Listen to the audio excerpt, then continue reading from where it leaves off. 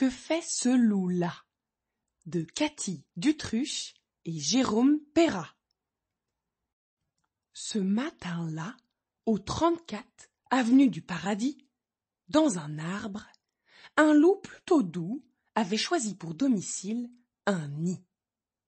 Dans cette étrange affaire, il était assis là, bien droit, raide comme un i. Un corbeau qui passait par là vit le loup, là, dans le nid, et aussitôt en informa tout le voisinage, prévint les journaux, en parla même à la radio.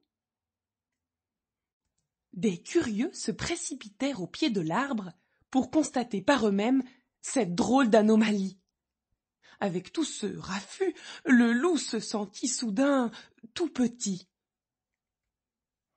Des singes, des moutons, des pies, des souris, bref, en bas, tout le monde parlait de lui.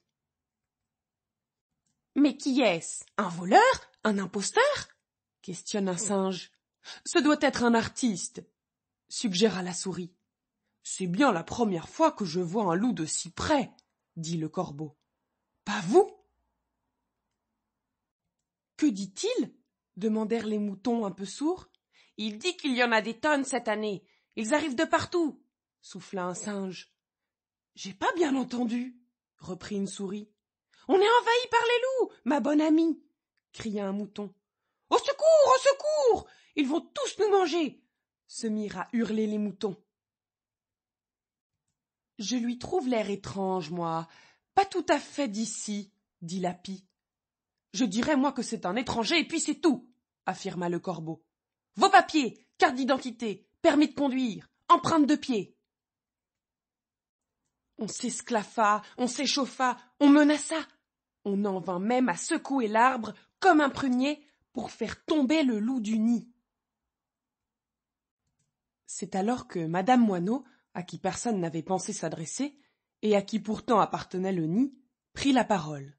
« Quelque chose vous dérange ?» s'enquit celle-ci. « Ne peut-on plus dans ce pays recevoir librement ses amis ?»« Pourquoi pas un loup dans mon nid ?» questionna-t-elle.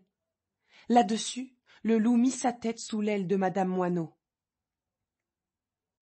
La foule, surprise de voir Madame Moineau prendre la défense du loup, murmura.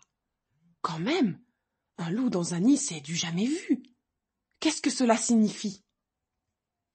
« Du jamais vu, pour vous peut-être, et jusqu'à aujourd'hui, » précisa Madame Moineau. « À mon avis, il doit rester bien des choses dans ce monde qu'apparemment vous n'avez jamais vues. » Voyager. Croyez-moi, l'étrange ici ne l'est pas forcément chez autrui. Les pies, les singes et les souris, tout ce petit monde réuni, ne trouva du coup plus rien à redire. Tous ceux qui voulaient secouer l'arbre comme un prunier pour faire tomber le loup du nid s'en allèrent chez eux, le museau de travers. Déçus tout de même, car on n'a pas tous les jours un loup à se mettre sous la dent. On rangea les appareils photo et les gros mots.